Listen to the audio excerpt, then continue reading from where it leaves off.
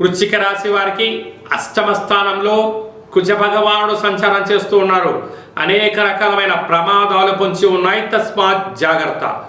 వృశ్చిక రాశిలో ఏ నక్షత్రాలు వస్తాయి అనగా విశాఖ నక్షత్రంలోని చివరి పాదమైన 4వ పాదము, అనురాధ నక్షత్రంలోని 4 పాదాలు, జ్యేష్ఠ నక్షత్రంలోని 4 పాదాలు కలిపితే వృశ్చిక రాశి. రాశాధిపతి కుజ భగవానుడు. వీరికి అర్ధాష్టమ రాహు. పంచమ స్థానంలో శని భగవానుడు వక్రగమన సంచార స్థితిలో ఉన్నప్పుడు దయచేసి వివాహమైన దంపతులు సఖ్యత చాలా అవసరం. మాట పెరిగి ఎవరికి వారే యమునా తీరయ్యే పరిస్థితి ఉంటుంది. అలా కాకుండా సర్దుకపోగలిగినట్లయితే ఆ గృహంలో పుత్ర పుత్రిక సంతాన యోగము, ఆధ్యాత్మిక తీర్థయాత్రలు, సేవారంగ కార్యక్రమాలలో అన్యూన్యమైన ఆనందకరమైన ఆహ్లాదకరమైన జీవితాన్ని పొందబోతారు.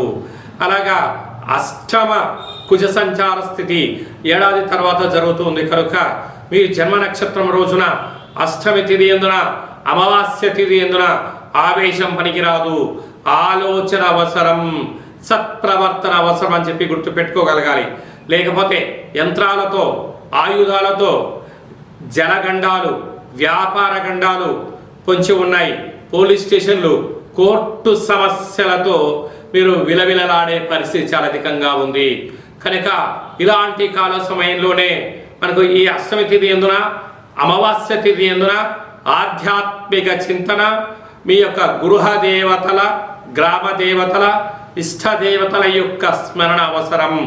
కనుక కాళభైరవ స్వామివారి యొక్క స్మరణ, కూష్మాండ దీపం ఏర్పాటు చేసుకొని చాటతో లేక చీపిరితో దిష్టి తీయించుకొని వాటిని బయట పారేవేయగలిగితే దోషాలు తొలగించుకొని ఐశ్వర్యానికి స్వాగతం పలుకుతూ వృశ్చిక రాశి వారంతా అదృష్టవంతులు ఎవరు లేరు అని చెప్పి గమనించాలి. మీ వ్యక్తిగత జాతకం తెలుసుకోవాలనుకుంటున్నారా? అయితే మీ యొక్క పేరు, పుట్టినటువంటి తేదీ, నెల, సంవత్సరం, పుట్టిన సమయం రాసి వాట్సాప్ పంపించగలరు.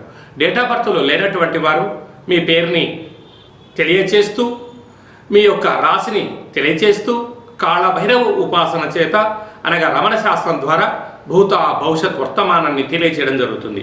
ఈ కింది నెంబర్ని అపాయింట్మెంట్ తీసుకొని సంప్రదించగలరు.